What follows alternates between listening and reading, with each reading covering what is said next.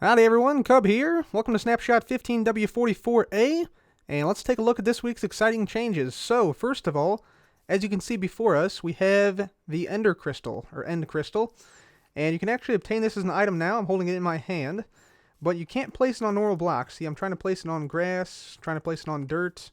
I can try to place it on leaves, up here, vines. You can't place it on normal blocks. You can only place it on bedrock and obsidian.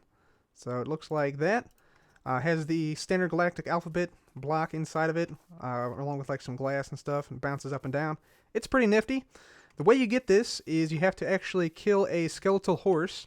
So these things basically spawn in during thunderstorms, and yeah, once you approach a horse that spawned via lightning strike, it'll explode into 4 of these horsemen here. And if you kill the horse, I'll just show you here. There we go, and should be going down here. There we go. Yep, you saw it there. The horse drops an End Crystal. Now, I expect this to be sort of a placeholder, so it'll probably change in the coming snapshots, but right now, that is how you get the End Crystal. And also be very careful when you're dealing with these Ender Crystals, because if you punch one, they will explode, although they do not do any damage to the surroundings, apparently, so that's kind of interesting. So just a few other quick notes about the End Crystal. As I said before, if you explode it, it won't do any damage. However, that's only if it's on obsidian or bedrock.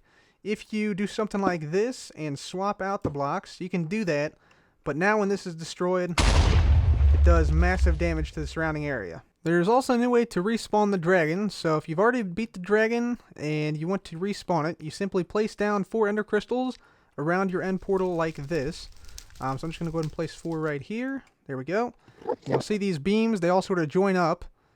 And then, boom, boom, boom. So it basically, yeah, sets back all the, all the cages that house the End Crystals in sort of a pillar by pillar fashion. And at the end, they explode in a huge explosion. And yeah, the End Crystals return, and obviously the dragon is respawned. So that is how you now respawn the dragon in Minecraft 1.9. Also now in mineshaft and dungeon chests, there's a lot more variety of loot.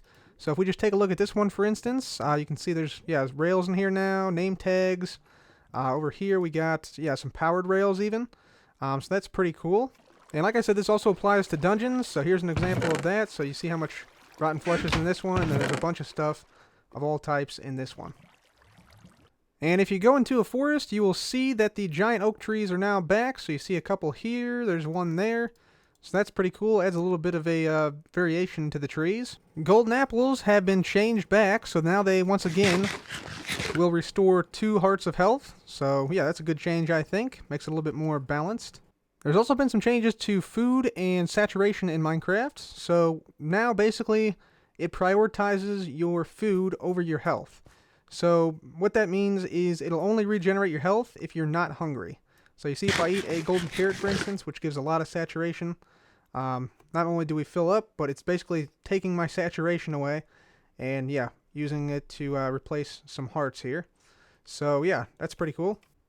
And so they also fixed a bunch of bugs, like you couldn't find mending books in chests before, but now you can. And yeah, a bunch of other bugs have been fixed, so that's great. And that's it for me today, guys. Thank you so much for watching. This has been Cub. Goodbye.